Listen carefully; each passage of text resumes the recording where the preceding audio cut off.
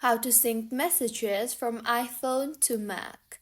Hello everyone, I am Bishaka and welcome to our channel. Now, let's get right into the tutorial. Firstly, go ahead and launch the settings application on your device and further, tap on your name on top of your screen and then tap on the iCloud option. Now, go ahead and tap on the See All option you see there and then tap on the Messages in iCloud option you see there and make sure the toggle button for Use on this iPhone is toggled on. Further, go back to Settings homepage and tap on the Apps option and then tap on the Messages option you see there. In the interface that you will be led to, scroll down and tap on the text message forwarding option and then go ahead and toggle on your MacBook's device name toggle button.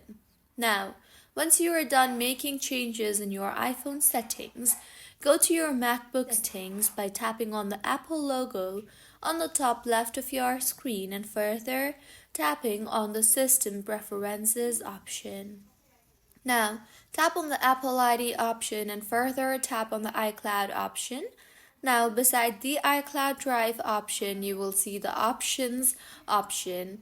Tap on that and make sure the Messages checkbox is selected.